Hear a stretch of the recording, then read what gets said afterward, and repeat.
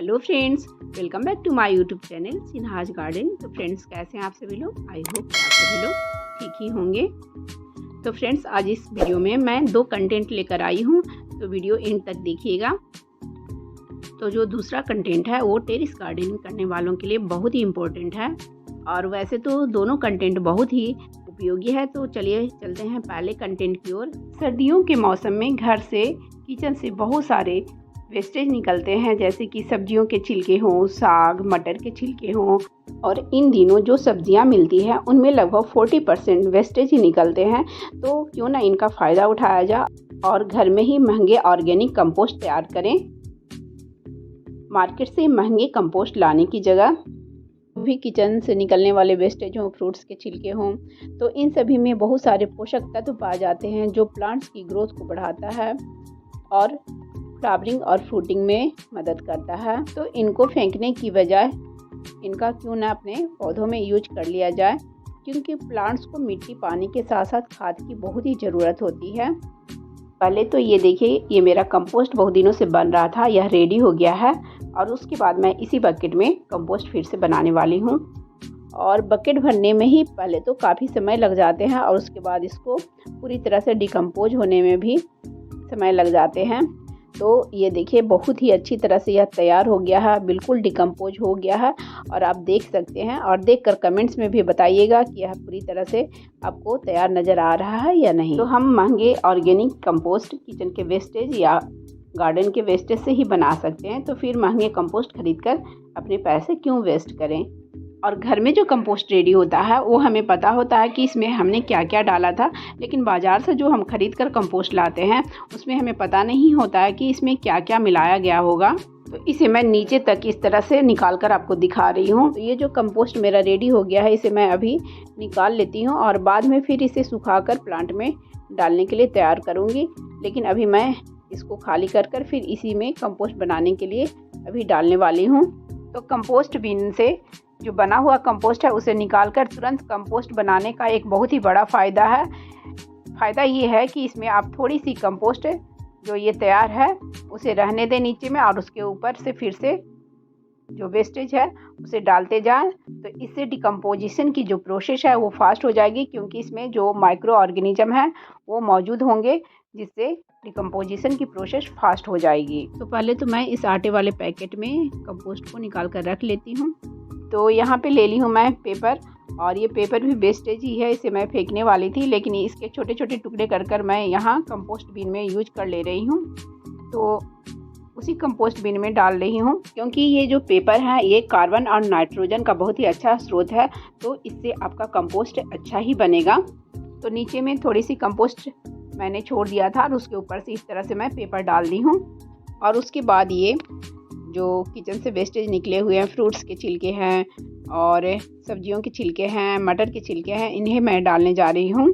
और इन्हें डालने के बाद एक लेयर हमें सॉइल का डालना है, उसके बाद फिर हमें एक लेयर छिलकों का डालना है।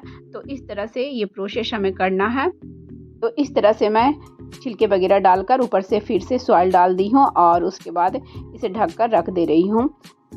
तो ये देखिए, लगभग 15 दिन के बाद जितनी सब्जियां मैंने भरी थी लगभग आधा से भी कम हो गया है। उसके बाद फिर से मैं इसमें सब्जी वगैरह के छिलके डाल रही हूँ, लेकिन पहले मैं यहाँ पे सॉइल डाली हूँ, वो स्किप हो गया है।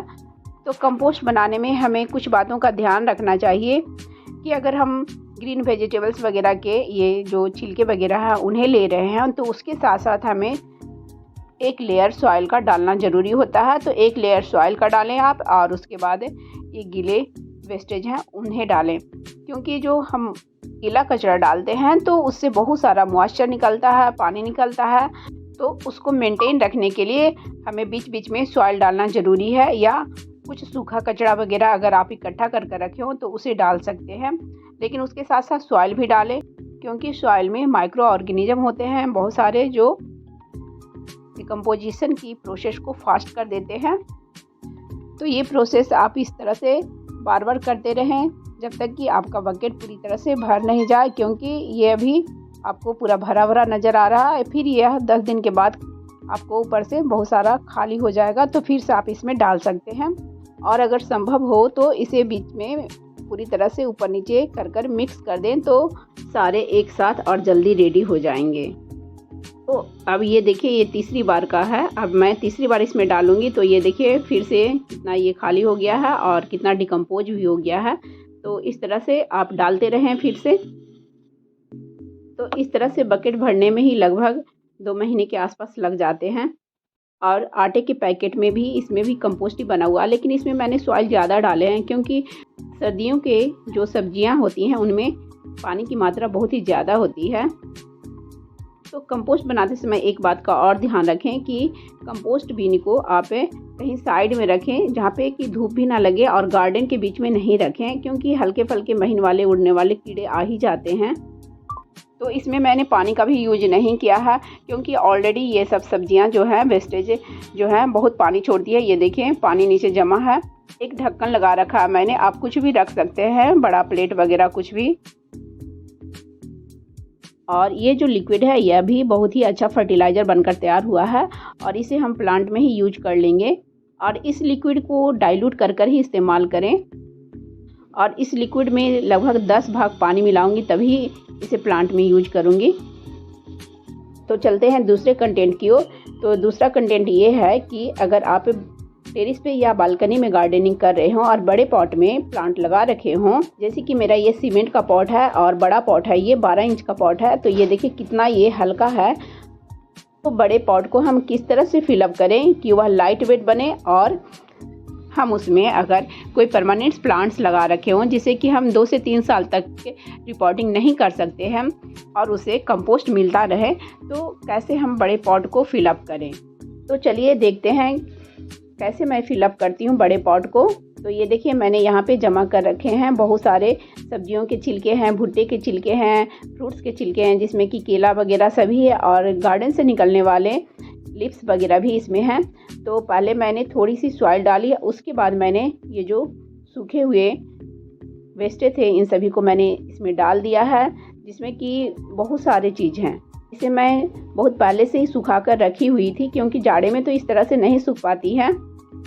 इसके ऊपर आप चाहें तो किचन से निकलने वाली ताज़ी सब्जियों के छिलके वगैरह भी ले सकते हैं थोड़ी बहुत मात्रा में, और इसके ऊपर आप थोड़ी बहुत ताज़ी सब्जियों के छिलके भी डाल दें। और उसके बाद इस तरह से धीरे धीरे इसमें मिट्टी फिलअप करें। मिट्टी में कंपोस्ट और मैंने राइस हस्क मिलाया है। राइस हस्क भी मिट्टी को लाइट वेट बनाता है और यह धीरे धीरे डिकम्पोज होता रहता है। तो इस तरह से आधा पॉट को मैंने इन वेस्टेज से ही फिलअप कर दिया और इसमें ज़्यादातर ड्राई ही मैंने डाला है। और उसके बाद मैंने सॉइल भरे हैं। तो इस तरह से पॉट भी हल्का बना रहेगा और जो हम प्लांट लगाएंगे उसे बहुत दिनों तक कंपोस्ट की भी ज़रूरत नहीं पड़ेगी।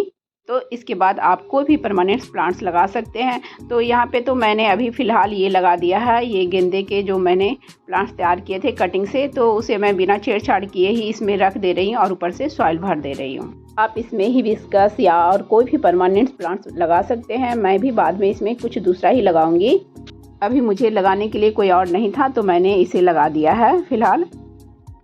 तो अब इसमें मैं पानी डाल दे रही हूँ और ये पानी डालने के बाद जो नीचे मैंने वेस्ट डाले हैं वो धीरे धीरे गलेंगे और फिर हमारी सॉइल भी धीरे धीरे कम होगी। तो फिर इसमें हम गुड़ाई कर और सॉइल के साथ कंपोस्ट वगैरह मिलाकर डाल सकते हैं।